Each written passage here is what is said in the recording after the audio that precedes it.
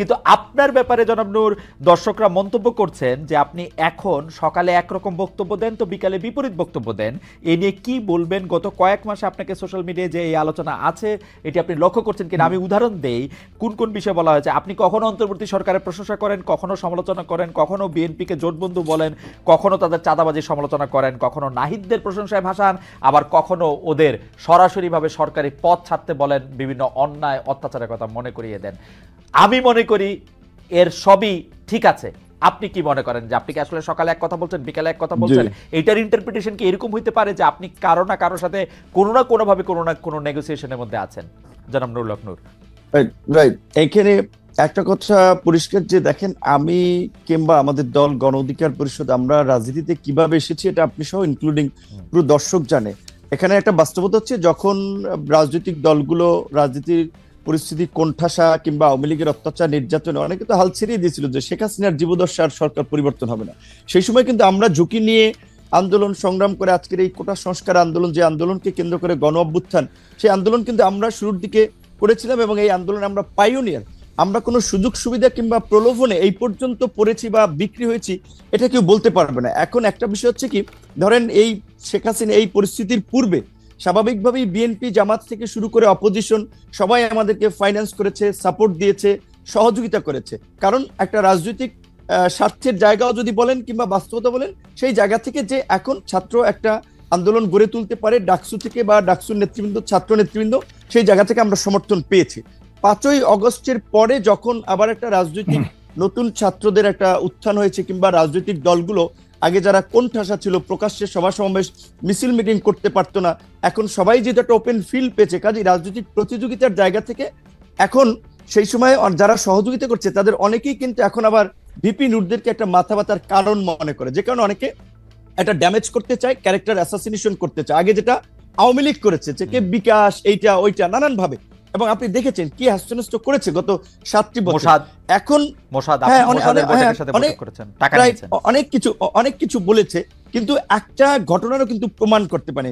এখন আমি পরিষ্কারভাবেই যেটা বলি, শুরুর দিকে আমি বলেছিলাম, সেটা আপনার শুধুমাত্র কোনো পাবলিক আলোচনা নেই, একেবারে জাতীয় ঐক্যমত্যের কমিশনের সাকিবাই তো সাক্ষী, সাকিবাই তো ছিল যখন সর্বশেষও যে জাতীয় সংলাপ হয়েছে, যেখানে সমস্ত রাজনৈতিক দলের নেতৃবৃন্দ ছিলেন, জাতীয় ঐক্যমত্য কমিশনের সদস্যরা ছিলেন, তাদের পরিচিতি পর্বে সেখানে আমি বলেছিলাম যে আমরা মনে করি যে বর্তমান যে অন্তর্বর্তীকালীন সরকার, এইখানে উপদেষ্টাদের সক্ষমতার ঘাটতি আছে, দক্ষতা অভিজ্ঞতার ঘাটতি আছে। যেখানে একজন উপদেষ্টার নাই একটা মিনিস্ট্রি চালানের অভিজ্ঞতার, তারে দিয়ে রাখছেন 3টা, সরকারটা চলবে কিভাবে? কাজী যদি আপনারা প্রকৃত অর্থে দেশের ভালো কিছু করতে চান, আপনারা এই উপদেষ্টা পরিষদকে জাতীয় সরকার, পলিটিক্যাল পার্টিগুলো এবং আন্দোলনের অংশীজনদের সাথে আলোচনা করে 2 বছরের জন্য এটাকে জাতীয় সরকারের রূপ দেন এবং এটাকে তারপরে আপনারা সংস্কারগুলো বাস্তবায়ন করেন।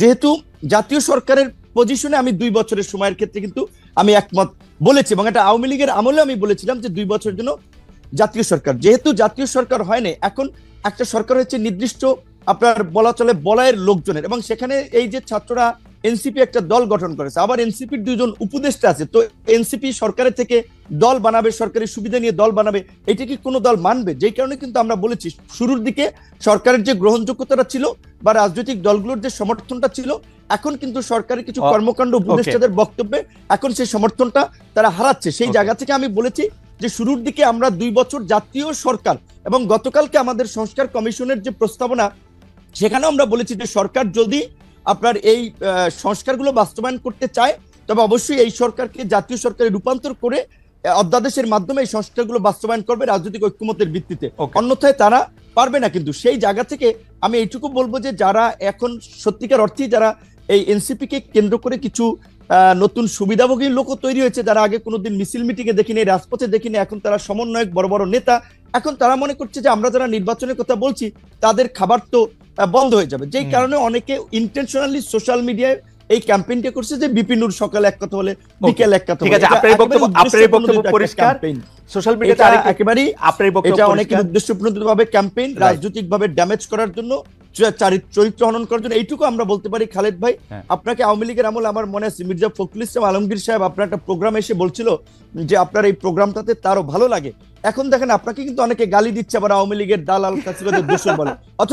অথচ আপনি যখন আওয়ামী লীগের আমলে ছাত্রলীগ কিংবা অনেকে এসে করা করা প্রশ্ন করেছেন, তখন আমরা তালি দিয়েছি, এখন আবার আমরা গালি দিচ্ছি। এই যে আমাদের যে একটা স্বভাব, এই যে একটু বলি খালেদ ভাই, এই যে আমাদের যে মানে বলবো যে সস্তা একটা যে স্বভাব, আমার পক্ষে গেলে তালি, বিপক্ষে গেলে গালি, এইখান থেকে যদি আমরা জাতিকে বের করে নিয়ে আসতে না পারি, আমাদের সোসাইটিকে যদি সচেতন না করতে পারি, তাহলে কিন্তু আমরা যে নতুন বাংলাদেশ বিনির্মাণের কথা বলছি, রাষ্ট্র সংস্কারের কথা বলছি, এগুলো কিন্তু টেকসই হবে না। আমাদের মানসিকতার পরিবর্তন। আমার মনে হয় যে এই ব্যাপারে কোনো সন্দেহ নাই। তবুও সোশ্যাল মিডিয়াতে যেহেতু আমার বিরুদ্ধে একটা সোশ্যাল মিডিয়াতে কথা আছে, যদিও এই প্রশ্ন আপনাকে অনেকবার করেছি, তারপরেও এই প্রশ্ন আপনাকে আরেকবার করছি, এটা যদি আপনি হ্যাঁ বা না বাইনারিতে জবাব দেন তাহলে এটার সুবিধা। আপনি কি আসলেই মোসাদের টাকা পেয়েছেন জনাব নূর? অনেকে বলেছেন এই প্রশ্নটা কি আপনাকে করি না, আপনাকে প্রশ্ন আগে আমাদের, আপনি হ্যাঁ বা না বলে দেন, আমার ব্যাখ্যা দেওয়ার দরকার নাই। না না না, আমি ব্যাখ্যা দেওয়ার দরকার নাই আমাকে।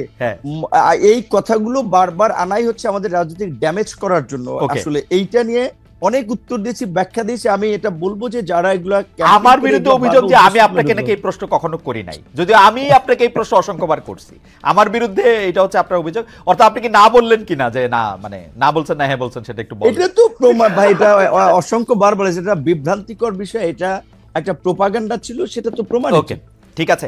আমার কাছে আমি একটু জনাব জোনায়েদ সাকির কাছে যাই। জনাব জোনায়েদ সাকি, একটা জিনিস হলো যে অনেকের আশঙ্কা থাকলেও দেখেন বাংলাদেশের রাজনীতিতে যারা সক্রিয় রাজনীতিবিদ আছেন, আমি জোনায়েদ সাকি ভাইকে আমার মানে আমি আমি আমি ওনার সবচেয়ে ঘনিষ্ঠ বলে বিভিন্ন জায়গায় দাবি করি, অনেক জায়গায় এক লাইন উপরে গিয়া বন্ধুও বলি, যদিও সাকিব ভাই আমার থেকে অল্প একটু বড়। কিন্তু আমি আপনার কাছে এই প্রশ্নটা করতে চাই সাকিব, আপনি তো দীর্ঘ এইটা বলে কি সাকিবের পক্ষে আপনার অবস্থানটা জানাই দিলেন? হ্যাঁ, আমি সাকিবের পক্ষে অলওয়েজ। কিন্তু আমি প্রশ্নটা করতে চাই যে আপনি তো আসলে রাজনীতিকে বিশ্লেষণও করেন, তো সেই ক্ষেত্রে 5 আগস্টের পরে যে একটা জরুরি অবস্থা জারি হয় নাই, সেনাবাহিনী যে আসলে একটা কি ক্ষমতার মধ্যে এটা বসে নাই, এটার একটা সিগনিফিকেন্স ছিল, যেটা নিয়ে আপনার সঙ্গে আমার সঙ্গে অনেকবার আলোচনা হয়েছে। কিন্তু অন্তর্বর্তীকালীন সরকার গঠন থেকে দেশ পরিচালনায় সেনাপ্রধান, সেনাবাহিনী প্রত্যক্ষভাবে জড়িত। এমনকি আমরা জনাব হাসান আব্দুল্লাহর কথা কিন্তু আইএসপিআর এর বক্তব্য দিয়ে অস্বীকার করা হয় নাই, বলা হয়েছে যে একটা অন্য পরিস্থিতিতে এই কথাটা বলা হয়েছে। কিন্তু এই যে প্রকাশ্যে অপ্রকাশ্যে মিটিং করা, নির্বাচন নিয়ে মন্তব্য করা, কে থাকবে না থাকবে এটা বলা, এইটা এই ক্যান্টনমেন্টের এই সক্রিয়তা আপনি কিভাবে দেখেন সাকিব ভাই? আমাদের অনেকগুলি প্রশ্ন আছে, আপনি যদি একটু ছোট করে বলেন। আমি একটু নূরকেও জানতে চাইবো যে আসলে ক্যান্টনমেন্টের এই সক্রিয়তা বাংলাদেশের রাজনীতির জন্য বা আপনি কিভাবে দেখেন সাকিব ভাই?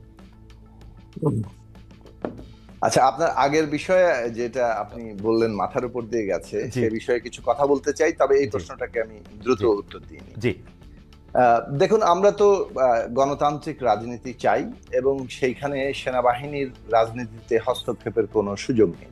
সেনাবাহিনী দেশ রক্ষার কাজ করবে, তার পেশাদার সেনাবাহিনী হিসেবে গড়ে উঠবে, তার মর্যাদা, সেই প্রতিষ্ঠানকে গড়ে তোলা আমাদের কর্তব্য।